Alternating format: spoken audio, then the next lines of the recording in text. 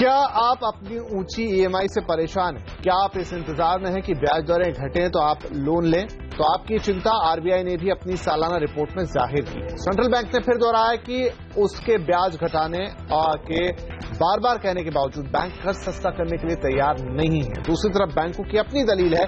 तो आखिर कब सस्ता होगा कर्ज? क्या है बैंकों की मजबूरियां और क्या बढ़ती महंगाई सस्ते लोन की उम्मीद को एक बार फिर खत्म कर देगी? इन्हीं सब सवालों पर चर्चा करने के लिए आज हम एक खास कार्यक्रम कर रहे हैं और इस चर्चा में हमारे साथ शामिल हो रहे हैं यूको बैंक के ईडी चरण सिंह साहब। इसके अलावा इस चर्चा में हमारे साथ शामिल होंगे उद्विक इंफ्रा एडवाइजर्स के मैनेजिंग पार्टनर सुनीत महेश्वरी और क्रिसिल के चीफ इकोनॉमिक्स डीके जोशी साहब। तो यहां पर हम चरण सिंह साहब के साथ ही चर्चा की शुरुआत करते हैं। सिंह साहब, जैसा आरबीआई ने कहा अपनी सालाना रिपोर्ट में और रघुराम राजन भी ये बात कई बार कह चुके हैं कि वो बैंकों से लगातार कह रहे हैं लेकिन बैंक अपना कर्ज सस्ता करने के लिए तैयार नहीं। तो आखिर वो क्या कारण है कि आप लोग कर्ज को सस्ता नहीं कर पा रहे हैं? गवर्नर साहब ने ऐसा बोला है कि कर्ज में जितना उन्होंने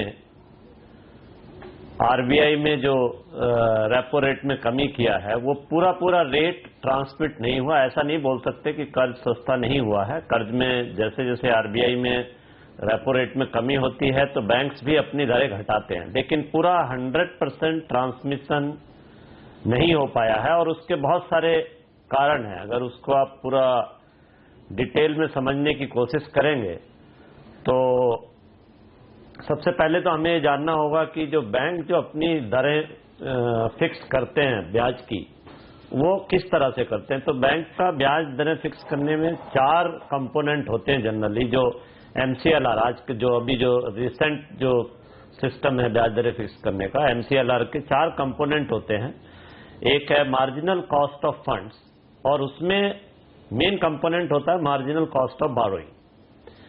सो अभी प्रॉब्लम क्या है मोस्ट ऑफ द बैंक्स की कि क्रेडिट ग्रोथ नहीं है और डिपॉजिट की ग्रोथ क्रेडिट ग्रोथ से भी ज्यादा है।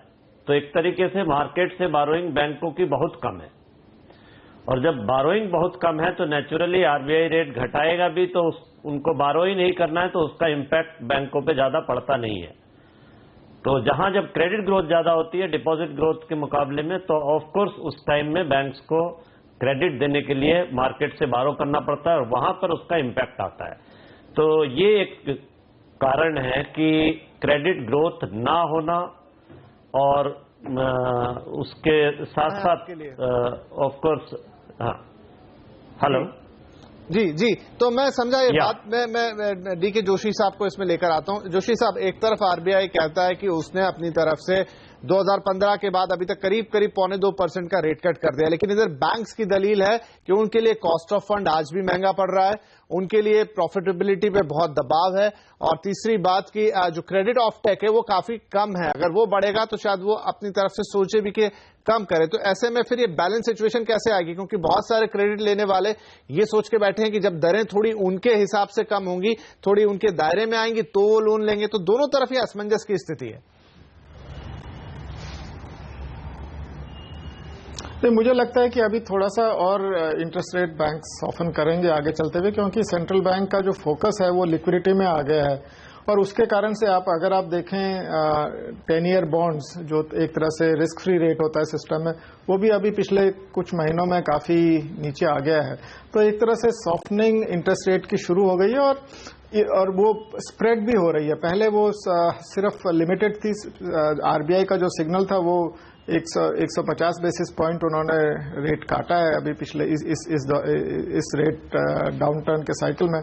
उसका फुल इम्पैक्ट नहीं पड़ा, ये मैं मानता हूं, पर अभी धीरे धीरे वो बैंक्स इसको बढ़ाएंगे और आरबीआई ये भी ध्यान में रख रहा है कि आगे चलते हुए जब इकोनॉमी थोड़ा रिकवर करती है बैंक्स को फंडिंग, कॉर्पोरेट्स को फंडिंग की जरूरत होगी। तो इसीलिए उसने अभी रिसेंटली कॉर्पोरेट बॉन्ड मार्केट को रिलैक्स करने के नॉर्म्स बनाए हैं, जिसके कारण बैंकों पे लोन देने का दबाव भी थोड़ा कम होगा, खासकर लार्ज कॉर्पोरेट्स को। उनको अब बड़े कॉर्पोरेट्स को अब मार्केट में जाना पड़ेगा कॉर्पोरेट बॉन्ड मार्केट में। तो आई थिंक ओवरऑल जो ये रेट जो डिक्लाइन है, इसका असर काफी धीमे धीमे इकोनॉमी पे पड़ रहा है। और हमारा ये मानना है कि 2016-17 में जो अगले कुछ महीने बचे हैं उनमें हम देखेंगे कि जो रेट कट जो आरबीआई ने किया था और जो बैंकों ने काटा था, उसका कुछ असर हमें खासकर कंज्यूमर गुड सेक्टर में अवश्य दिखाई देगा। राइट। सुनीत महेश्वरी भी हमारे साथ जुड़ चुके हैं। सुनीत, इंडस्ट्री की लगातार मांग है कि कर्ज सस्ता हो, आरबीआई की भी कोशिश रही, आरबीआई ने अपने हिसाब से प्रयास किए हैं, लेकिन फिर जो गवर्नर कहते हैं या फिर हम अगर एनुअल रिपोर्ट में देखें कि टर्न अराउंड नहीं हो रहा, बैंक्स नहीं कर पा रहे हैं, लेकिन बैंकों की अपनी दलीलें अगर आप सुन पाए हो, अभी चरण सिंह साहब की बात की, कॉस्ट ऑफ फंडिंग थोड़ी ऊपर है, उसके अलावा ऑफटेक नहीं है, तो फिर ये सारी चीजें उनको रोक लेती है कि वो कर्ज को सस्ता कर सके। इंडस्ट्री इसको किस पहलू से देखती है, किस नजरिए से देखती है? आई थिंक इंडस्ट्री का एक नजरिया होता है कि इंटरेस्ट रेट्स थोड़े कूल डाउन होने चाहिए, और वो हुए हैं, मार्केट में भी थोड़े से कूल हुए हैं। बट दूसरा इंडस्ट्री का प्रॉब्लम यह है कि डिमांड ऑफटेक होना चाहिए, या उनकी अब जैसे कई इंडस्ट्री में कैपेसिटी ज्यादा थी, जब तक वो पूरी एग्जिस्टिंग कैपेसिटी यूटिलाइज नहीं होगी तो उनके लिए और इन्वेस्टमेंट करना और निवेश करना वो कंपनी करने वाली नहीं है। वो सबसे पहले अपनी एग्जिस्टिंग कैपेसिटी को यूटिलाइज करेगी। सो एक खास हमें ये भी चीज नजर में रखना चाहिए कि इंडस्ट्री इन्वेस्ट करे तो किस लिए करे, वो प्रोडक्शन ज्यादा बढ़ाने की जरूरत हो तब ना। दूसरा है कि आपके कॉन्ट्रैक्ट्स या ईपीसी इंडस्ट्रीज या इंफ्रास्ट्रक्चर इंडस्ट्रीज, वहां भी आप देख लीजिए, हालांकि लेट्स से रोड सेक्टर में पकड़ लीजिए, रोड सेक्टर में थोड़ा सा ट्रैफिक बढ़ा है, बट इन्फ्लेशन इंडेक्स जो WPI है वो कम हो गया है। सो जो रेवेन्यू है वो एक रोड कंपनी का कोई खास ज्यादा बढ़ा नहीं है। ट्रैफिक इंप्रूवमेंट है तो ऐसा लगता है कि थोड़ा आगे चल के और बढ़ेगा।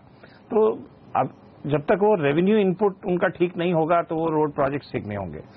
तीसरा स्ट्रेस है कंस्ट्रक्शन इंडस्ट्री में। ना कंस्ट्रक्शन के दो पहलू होते हैं, एक तो है कंस्ट्रक्शन कॉन्ट्रैक्ट्स जो गवर्नमेंट डिपार्टमेंट से, NHAI से, रेलवे से और इधर उधर PSU से आ रहे हों, वहां शुरू हुआ है थोड़ा सा ट्रैक्शन। और जब वो एक सर्टन, वहां इतनी ओवर कैपेसिटी थी, अगेन कंस्ट्रक्शन इंडस्ट्री में भी काफी ओवर कैपेसिटी थी, उन्होंने काफी इक्विपमेंट खरीद लिए थे, काफी रैंप अप कर लिया था, एंड सडनली इंडिया की इकोनॉमिक ग्रोथ कम हो गई, इन्वेस्टमेंट्स नहीं हो रहे थे, कंस्ट्रक्शन नहीं हो रहे थे, तो उनकी ओवर कैपेसिटी एग्जिस्टिंग जो है वो गवर्नमेंट ऑर्डर्स या और कॉन्ट्रैक्टिंग से यूटिलाइज होने चाहिए। क्योंकि नए प्रोजेक्ट्स में, PPP प्रोजेक्ट्स में जहां ओनरशिप प्राइवेट सेक्टर की हो, वहां तो अभी शुरू नहीं हुआ है, कैपेक्स साइकिल वहां शुरू नहीं हुआ है। तो मेरा ख्याल है हम जो अभी देख रहे हैं ये खाली एक इंटरेस्ट रेट रिडक्शन का फैक्टर नहीं है, ये एक कैपेसिटी यूटिलाइजेशन या जो एग्जिस्टिंग एक्सेस कैपेसिटी है उसका किसी तरह यूटिलाइजेशन, ऑर्डर बुक का इंप्रूवमेंट होना, वो जब तक नहीं होगा तब तक ऑफटेक नहीं बढ़ेगा। इसका जो बैंक पे असर पड़ता है, अब बैंक के पास एक NPA का या एक लॉस का है, उन्होंने एक लॉस का प्रोविजन किया है, उनको एक रिटर्न ऑन इक्विटी दिखाना होता है, उनको सारे ऑपरेटिंग एक्सपेंसेस निकालने होते हैं और ये लॉस भी किसी तरह over a period of time makeup करना है। अगर उनका ऑफटेक और क्रेडिट नहीं बढ़ रहा तो जो उनका एग्जिस्टिंग क्रेडिट ऑफटेक क्रेडिट रहा है, जो भी है, उसी से उनको रिकवर करना है सारे reason of costs. So they do, हालांकि ये रिडक्शन से उनको थोड़ी सी सहूलियत मिलती है और वो थोड़ा पास ऑन करते हैं, बट पूरी तरह इसलिए नहीं पास ऑन करते हैं बिकॉज उनको वो एक्सपेंसेस एमोर्टाइज करने के लिए एक बड़ा वॉल्यूम नहीं है। So it's a chicken and egg problem. जब तक हमारी इंडस्ट्री की रिवाइवल और ओवर कैपेसिटी यूटिलाइज नहीं होगी, मेरे ख्याल में बैंकों के पास वो डिमांड नहीं आएगी क्रेडिट ऑफटेक की, और जब तक ये दोनों नहीं होगा तब तक इंडस्ट्री का कैपेक्स साइकिल और क्रेडिट ऑफटेक का जो भी डिमांड है वो बढ़ेगा नहीं, और ज्यादा रेट पास ऑन करने के लिए बैंकों के पास एक लिमिटेड मार्जिन रहेगा। मैं बिल्कुल तो चरण सिंह साहब के पास आता हूं, लेकिन उससे पहले डीके जोशी साहब, मुझे अब चूंकि जो बात यहाँ पर रखी सुनीत जी ने कि जब आपका ऑफटेक ही नहीं है तो अब डिमांड नहीं है तो इंडस्ट्रियां ज्यादा प्रोड्यूस क्यों करें, तो फिर ज्यादा प्रोड्यूस नहीं करना है तो लोन क्यों ले। जब खरीदार के लिए जहां रिटेल लोन की बात है वो भी ये सोच रहा है कि सब कुछ महंगा है तो मैं क्यों लूं, महंगाई भी अपना एक फैक्टर है। तो ये एक विशेष साइकिल सा बन गया है जिसमें इकोनॉमी इस समय शायद फंसी हुई सी दिख रही है। आपको लगता है ये साइकिल कब टूटेगी, ये जो सर्कल है विशेष सा कब टूटेगा? देखिए, एक चीज मैं और ऐड करना चाहूंगा। महेश्वरी साहब ने तो अभी मेंशन किया था कि क्यों इंडस्ट्री की डिमांड नहीं है। उसमें एक और फैक्टर है, जो हेवी इन्वेस्टमेंट सेक्टर्स हैं, खासकर स्टील और जनरल इन्वेस्टमेंट रिलेटेड, उनमें डेट बहुत ज्यादा है, उनका लेवरेज बहुत ज्यादा है, उनको डी लेवरेज करने की जरूरत है। इसका मतलब उन्हें लोन लेने के बजाय उनको अपना डेट कम करने की आवश्यकता है। तो एक तो ये भी कारण है कि क्यों क्रेडिट डिमांड नहीं आ रही।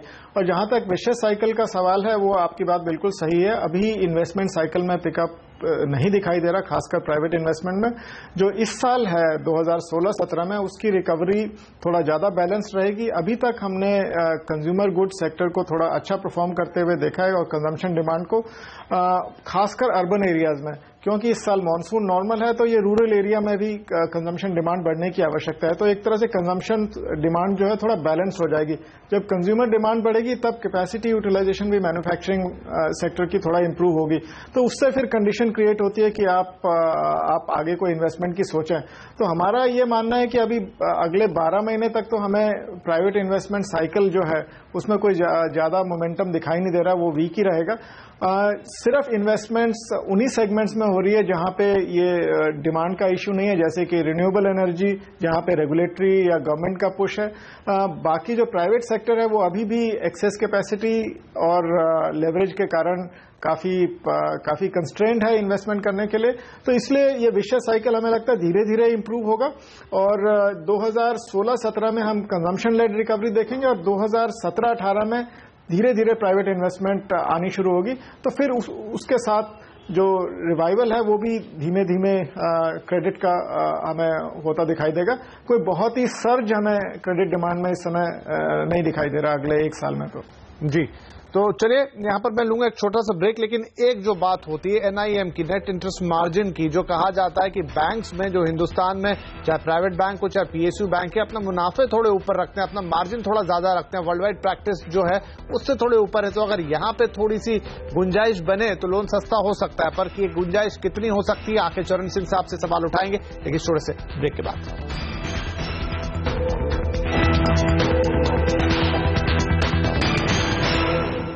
तो हम ये सवाल पूछ रहे हैं कि बैंक आखिर क्यों कर्ज सस्ता नहीं कर पा रहे हैं, जबकि RBI बार बार ये कह रहा है कि कर्ज को सस्ता करना चाहिए, कर्ज सस्ता होना चाहिए। चरण सिंह साहब, जो NIM की हम बात कर रहे थे कि वर्ल्ड वाइड अगर ग्लोबल देखा जाए तो NIM जो 2 से 2.5% के आसपास है, लेकिन अगर हिंदुस्तान की बात करें तो प्राइवेट और पब्लिक सेक्टर बैंक्स में औसत 3 से 4% है। तो अगर इस NIM के साथ थोड़ा सा कंप्रोमाइज किया जाए, अगर थोड़े मार्जिन को कम किया जाए, तो लोन सस्ता होने की गुंजाइश बनती है। से इनफैक्ट है क्या कि आपका जो टोटल इनकम है वो 2 कंपोनेंट मेनली होते हैं, एक नॉन इंटरेस्ट इनकम और एक इंटरेस्ट इनकम। तो जो आप फॉरेन कंट्रीज की बात कर रहे हैं, एडवांस कंट्रीज की, वहां पर जो नॉन इंटरेस्ट इनकम पोर्शन है वो काफी कंट्रीब्यूट करता है टोटल इनकम में, जबकि इंडिया में ऐसा नहीं है। जो चार्जेज हैं एक तो बहुत लो है, नॉन इंटरेस्ट, बाकी प्रोसेसिंग चार्जेस और अदर चार्जेस, और इसके अलावा दूसरा ये है कि उस तरह के प्रोडक्ट्स भी अभी नहीं है जहां पर कि नॉन इंटरेस्ट इनकम का ज्यादा इजाफा उसमें हो सके। So basically non interest income का जो पार्ट है वो भी अल्टीमेटली हमारा इसमें निम में ही लोड हो जाता है, और इसलिए in comparison to foreign banks, means in particularly the advanced countries banks, African countries में तो निम लगभग इसी लेवल पे है, बल्कि किसी किसी कंट्रीज में इससे भी ज्यादा है, लेकिन हाँ एडवांस कंट्रीज में जरूर लो लेवल है। और उसका एक कारण यही है कि वहां पर नॉन इंटरेस्ट इनकम का कंपोनेंट काफी हाई है, कहीं कहीं पर तो ऑलमोस्ट इक्वल है और ज्यादा है नॉन इंटरेस्ट इनकम, लेकिन यहाँ पोजीशन एकदम बहुत ही डाउन है नॉन इंटरेस्ट इनकम का कंपोनेंट, और पर्टिकुलरली पब्लिक सेक्टर बैंक्स में ये चीज और भी ज्यादा, ये गैप और भी ज्यादा देखने को मिलता है, क्योंकि वहां पर जो कस्टमर्स है मेनली सब लो नेटवर्थ एंड मीडियम नेटवर्थ वाला कस्टमर है। हाई नेटवर्थ का कस्टमर जनरली प्राइवेट बैंक्स के पास में शिफ्ट हो जाता है, पर्टिकुलरली इन प्रोडक्ट्स के लिए। लोन भले ही कई लोग पब्लिक सेक्टर बैंक से लेंगे, लेकिन जो दूसरे अदर देन लोन प्रोडक्ट्स हैं, या क्योंकि टेक्नोलॉजी के और उनके इंटरनेशनल लिंक्स की वजह से वो प्राइवेट सेक्टर बैंक से अपने दूसरे जो काम है वो कराते हैं, एलसी है, बिल डिस्काउंटिंग, ये चीजें। सिंह साहब, ये तो बात हुई जी, ये तो बात हुई जो आप कह रहे हैं कि जो एनआईएम है उसका क्या कैलकुलेशन होता है, वो क्यों ज्यादा दिख रहा है। लेकिन एक है जो बैंक्स, यानी कि आप लोग कहते रहते हैं कि जो सीआरआर है, कैश रिजर्व रेशियो है, ये इसमें कभी कोई कटौती नहीं करता। बहुत सारे बैंकर्स हैं जिनको हमने पहले कहते हुए सुना है कि रेपो रेट ना घटाइए, मत घटाइए, लेकिन आप सीआरआर में अगर थोड़ी सी कटौती करते हैं तो वहां थोड़ा बैंक को स्कोप मिलता है, थोड़ी ब्रीदर मिलती है। उस पर क्या कहेंगे आप? क्या सीआरआर अगर कम होता है या आगे चलते हुए तो आपको लगता है कि बैंक लोन कम करने के थोड़े और करीब आएंगे, थोड़ी गुंजाइश बढ़ेगी? से नेचुरली आपने, मैं जब स्टार्टिंग में मैंने बोला था कि जो हमारा जो एमसीएलआर कैलकुलेट करने का है 4 कंपोनेंट्स हैं, और उसमें से एक component negative carry on SLR भी है, सीआरआर एंड एसएलआर। सो अगर हमें सीआरआर पे ब्याज 4% जो हमारा पैसा विदाउट इंटरेस्ट रहता है, अगर उस पर कुछ पैसा गवर्नमेंट ये आरबीआई देने लगेगा या उसको एकदम कम कर दे, ऐसी कोई रेस्ट्रिक्शन ना रखे सीआरआर डालने की, तो नेचुरली हमें जो हमारी कॉस्ट है वो एमसीएलआर की कॉस्ट अपने आप ही कम हो जाएगी उतने हिसाब से। तो ये भी एक बहुत बड़ा रीजन है जो कि मोस्ट ऑफ द कंट्रीज में नहीं है सीआरआर का, इस तरह का कोई 0% पे कुछ पैसा रखने का सेंट्रल बैंक में। ये चीज ज्यादातर कंट्रीज में नहीं है, ये इंडिया का एक अलग से आरबीआई ने रखा हुआ है, just to have a control on this bank system. तो एक आरबीआई का अपना एक तरीका है, क्योंकि वो कुछ यहाँ बैकअप रखना चाहता है बहुत सारी चीजों के लिए, एक देश का अपना सिस्टम है। डीके जोशी साहब, लेकिन एक और चीज, जो इन्फ्लेशन की हम थोड़ी देर पहले बात कर रहे थे, डब्ल्यूपीआई इन्फ्लेशन को अगर देखें तो इस साल से ही धीरे धीरे, या सीपीआई इन्फ्लेशन को खासतौर पर देखें तो धीरे धीरे सिर उठाना शुरू कर दिया है। तो क्या आरबीआई को भी अब थोड़ा सा कंसर्न नजर आने लगा होगा कि वो चाहेगा कि ब्याज दरें अब जैसी हैं वहां पर रहें, क्योंकि एक बार फिर से महंगाई वाला जो चिंता की बात है, अपनी एनुअल रिपोर्ट में भी उन्होंने यही कहा कि महंगाई सबसे बड़ा कंसर्न है। ये बिल्कुल एकदम ठीक है। जो महंगाई की दर इस समय देखिए, हाँ जी जोशी साहब बोलिए। इस समय जो महंगाई की दर देखी जा रही है वो एक्सपेक्टेड नहीं थी। हाँ, वो एक्सपेक्टेड नहीं थी, तो इसीलिए सेंट्रल बैंक, क्योंकि अब वो इन्फ्लेशन टारगेटिंग फ्रेमवर्क में काम कर रहा है और वो उसका टारगेट 5% का है, तो वो थोड़ा कॉशियस हो जाएगा। हमारा ये मानना है कि महंगाई की दर आगे चलते हुए नीचे आ जाएगी, क्योंकि अभी भी जो ट्रिगर है वो फूड आइटम्स का है, और नॉर्मल मानसून के रहते हुए फूड आइटम्स, खासकर प्रोटीन आइटम्स जैसे कि दालें वगैरह हैं, उनमें थोड़ा नरमी आनी चाहिए। पर इसमें एक नेगेटिव फैक्टर ये उभर के आ रहा है कि ग्लोबल फूड प्राइसेस दोबारा बढ़ने शुरू हो गए हैं, और ग्लोबल फूड प्राइसेस का हमारे डोमेस्टिक फूड प्राइसेस पे भी असर पड़ता है। तो ये जो गुड मानसून, अच्छे मानसून के कारण थोड़ा नीचे का दबाव आएगा और ग्लोबल प्राइसेस के कारण थोड़ा ऊपर को दबाव आएगा। कैसे ये इंटरप्ले होता है ये अगले कुछ महीनों में साफ होगा। पर हमारा मानना यह है कि इन्फ्लेशन इस साल 5% पे के आसपास ही रहेगी, और सेंट्रल बैंक अगर थोड़ा नरमी आती है महंगाई की दर में तो एक और रेट काट सकता है, वो आखिरी रेट कट होगा। जी, तो सुनीत जी, जो डीके जोशी साहब कह रहे हैं कि एक रेट कट और आ सकता है, अब चूंकि नए गवर्नर आने वाले हैं सितंबर से, और सरकार और रघुराम राजन साहब के बीच रेट्स को लेकर ही थोड़ी सी रस्साकशी तो होती रही है, लेकिन जब उर्जित पटेल साहब आएंगे तो क्या वो सरकार की बात सीधे तौर पे मान लेंगे या नहीं? वो भी अब उस कुर्सी पर बैठ के पहले पूरा तकाजा करेंगे। और पटेल साहब तो इन्फ्लेशन को थोड़ा मास्टर करते रहे हैं, जो राजन साहब के टाइम में भी जितनी अलग अलग पॉलिसीज आई हैं उसमें पटेल साहब का बड़ा रोल रहा है और इन्फ्लेशन को लेकर बड़े सजग रहे हैं। तो क्या लगता है, रेट कट होता हुआ देखेंगे उम्मीद से ज्यादा, या नहीं वो उतना ही करेंगे जितना महंगाई उनको अलाउ करेगी? नहीं, एक बार इसी आरबीआई एक वी मस्ट अंडरस्टैंड एक इंस्टीट्यूशन है, एक गवर्नर वहां रहते हैं और एक गवर्नर चेंज होने से इंस्टीट्यूशन का जो पर्सपेक्टिव है वो इमीडिएटली चेंज नहीं हो सकता। अब अगर उन्होंने एक बार अपना गोल इन्फ्लेशन लिंक्ड बना के रखा हुआ है तो जब तक वो चेंज नहीं होगा आरबीआई को भी अपना स्टांस चेंज करने के लिए या अपना स्टेप्स चेंज करने के लिए लीवे नहीं है। दूसरी बात, जब हम कंट्री ने उर्जित पटेल को चुना है तो आई थिंक वही एक उनके डेप्यूटी गवर्नर थे, वही वो मॉनेटरी पॉलिसी और जो इन्फ्लेशन रिलेटेड टारगेटिंग वगैरह था वही उस प्रोसेस में इन्वॉल्व थे। वो उसमें जो भी आरबीआई का पोजीशन रहा है वो उसमें इंटीमेटली इन्वॉल्व है। एंड हमने जब उनको as a country we have selected him, I think the desire is for continuity. So मुझे डाउटफुल लगता है कि जो स्टैंड अभी तक लिया गया है उससे वो बहुत ज्यादा हटेंगे। वो इंडिपेंडेंट पर्सन है, उनका अगर कोई और व्यू पॉइंट है और वो उसमें इम्प्लीमेंट करना चाहते हैं, it will always be welcome. But मेरे को ज्यादा मार्जिन नहीं लिखता क्योंकि इन्फ्लेशनरी प्रेशर्स अभी भी हैं। RBI may want to see a little more stabilization, as Joshi ji said about after post monsoon. We like to say.